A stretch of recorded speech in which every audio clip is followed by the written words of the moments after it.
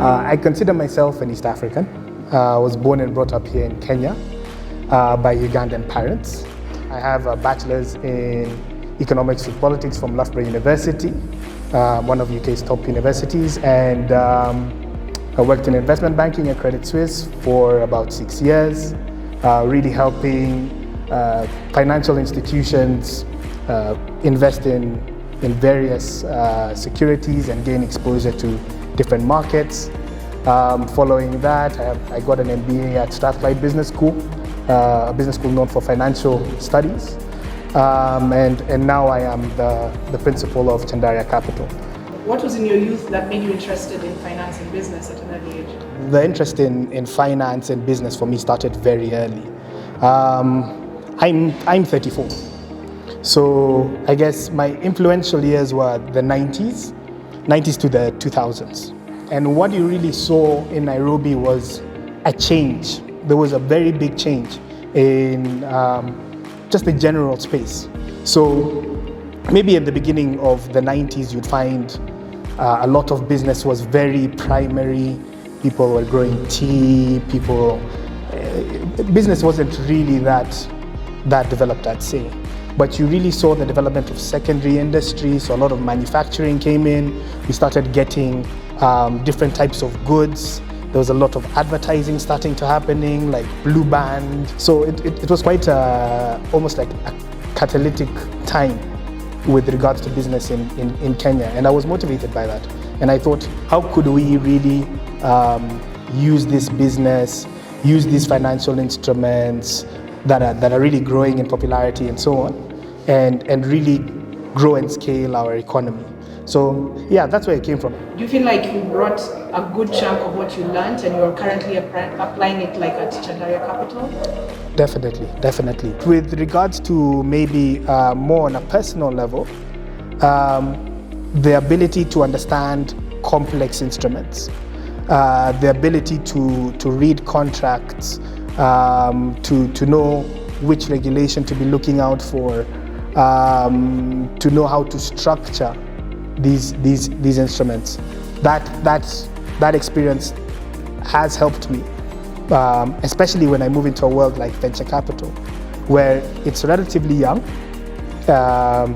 especially here in Kenya, and you need to find ways to create solutions for your investees, companies that you've invested in, and also for companies that you're going to invest in. So obviously, understanding those more complex structures gives you ideas of how I can structure this.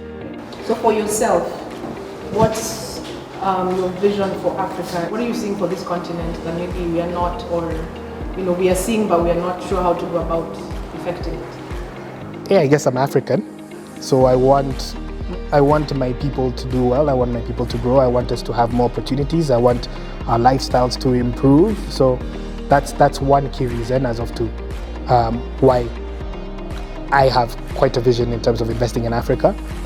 Secondly, if you really look at it, there's a lot of opportunity in Africa. So there's some really interesting facts that are coming out from researchers right now. For example, within the next 10 years, the demand for food globally is going to rapidly increase. And Africa has great lands to take care of that. We have facts that the working population within Africa in the next 10 years, I believe will be greater than that of India and China. If we find a way to empower that population and give everyone an income of, let's say at today's rates, $50,000, that's a massive market. So I don't necessarily even think it's now within the long term. I think within the medium to short term, Africa really has an opportunity to grow business that take care of the needs within Africa, but also the world. So there's a great investment opportunity. So what's a challenge we have no clue about that you've gone through? Something that, looking back, you're like, goodness, I don't know how I got over that. And how did you get over that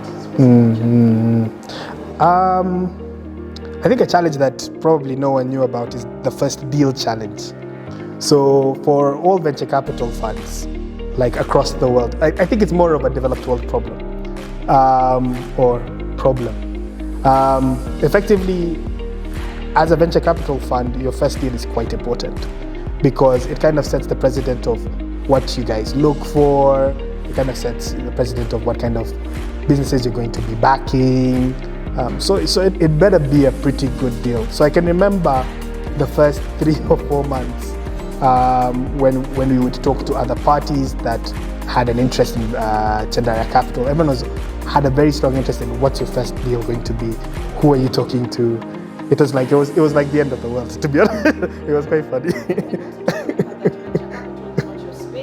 Yeah.